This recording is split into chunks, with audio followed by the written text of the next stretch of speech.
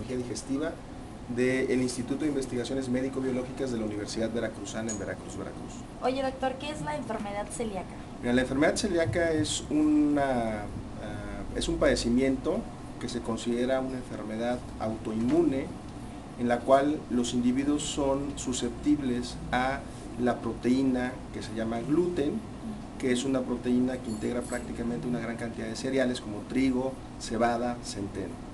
Esta enfermedad en estos individuos que genéticamente tienen esta susceptibilidad se manifiesta principalmente con manifestaciones gastrointestinales en los niños, falta de crecimiento, anemias, pérdida de peso, y es una enfermedad que lamentablemente en México permanece muchas veces sin diagnóstico. Estimamos nosotros en estudios que hemos realizado en la población mexicana que cerca del 0.6 al 0.8% de la población mexicana sufre de esta enfermedad.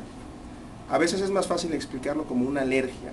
La alergia no es un término que a nosotros médicamente nos gusta porque confunde mucho a la gente, y la enfermedad celíaca es una enfermedad que se tiene que diagnosticar a tiempo, tiene un tratamiento muy claro que es evitar todos estos alimentos, y se necesita un seguimiento para que los individuos puedan desarrollar su vida de forma normal. Es una enfermedad que no se cura porque estas alergias o estas cuestiones de autoinmunidad no se van a curar porque el individuo siempre las va a manifestar, pero se controlan y se pueden controlar de tal manera que el individuo el 95% de las veces puede tener una vida normal. Lo que es muy importante es llegar al diagnóstico a tiempo. Perfecto, ¿y cómo es que podemos determinar si tenemos o no? ¿O cómo podemos saber si tenemos la enfermedad celíaca? Okay. Aquí lo más importante y lo que hemos aprendido en nuestros pacientes mexicanos es la sospecha, o sea, la sospecha clínica.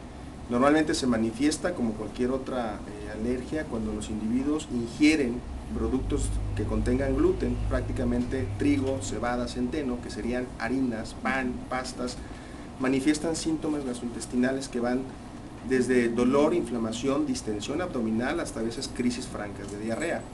Es difícil tener la sospecha, pero uno como paciente lo puede identificar muy bien, porque cada vez que se expone a estos alimentos que causan estos síntomas, esto es muy importante, y ante esa sospecha es muy recomendable que se atienda y se acuda a un médico y que se plantee la posibilidad de descartar esta enfermedad. Te digo, es como cualquier otra alergia, como la alergia a la proteína de la leche de vaca, o como la alergia, por ejemplo, al huevo o al chocolate. Los individuos empiezan a establecer esta asociación de muchos síntomas cuando se quieren estos alimentos. Perfecto. Y de no tratarse a tiempo, ¿cuáles podrían ser las consecuencias? Pues uno de los grandes problemas en el retraso en el diagnóstico es que esta enfermedad va con el tiempo lastimando las vellosidades del intestino, y el intestino no absorbe lo que estamos alimentando. Entonces, si pasa mucho tiempo, empiezan a aparecer déficits de muchos de los nutrimentos que necesitamos. Hierro, los pacientes empiezan a tener anemia, deficiencia de ácido fólico, de vitamina B, de calcio, y entonces pues una de las complicaciones más importantes son esas. Los individuos empiezan a crecer con una desnutrición franca. Es importante hacer el diagnóstico desde la etapa temprana, claro, porque como te digo, el individuo puede tener una vida normal, pero en México lamentablemente el 80% de los casos los diagnosticamos en la etapa adulta, y son pacientes que han crecido con deficiencias nutricionales severas durante mucho tiempo. Ok, ¿se tiene el estimado del porcentaje de la población mexicana que padece? Sí, te digo que por lo menos hay 3-4 estudios en poblaciones diversas, en México, en otros estados de la República, y nuestro último estimado es cercano al 0.6, 0.7%. Si consideramos que somos cerca de 120 millones de habitantes, nosotros manejamos una cifra más o menos de que habrá 1 millón de pacientes mexicanos con enfermedad celíaca, de los cuales probablemente el 80% estén sin diagnóstico, ni lo saben. No lo saben, y son pacientes que andan con diagnósticos de otras enfermedades que la gente cree más comunes: colitis, gastritis, intolerancias, etcétera, ¿no? Pero sí, es bien importante establecer. ¿Y por qué se da esta enfermedad, doctor? Es una enfermedad que tiene una susceptibilidad genética, o sea, sí es un grupo de pacientes que genéticamente están predispuestos. Hay algunas rasgos poblacionales que nos orientan a esto, no son exclusivos, pero por ejemplo, si hay descendientes de españoles, europeos, americanos, esos son los genes que trajeron este tipo de alergias.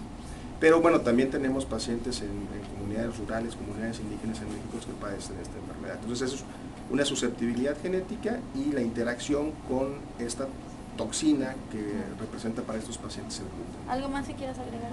Pues no, yo creo que algo que es muy importante es concientizar a la población. En México, nosotros a través de la Asociación Mexicana de Gastroenterología hemos impulsado mucho el diagnóstico de esta enfermedad y apoyándonos muchos con asociaciones como la que precede Óscar Hernández, que es probablemente uno de los pioneros en el estudio y en el interés de detectar a tiempo enfermedad celíaca. Los invito a que visiten su página Por una vida sin gluten, y bueno, realmente es concientizar a la población de que esto puede ser muy fácil de tratar. Lo que es muy difícil es el diagnóstico.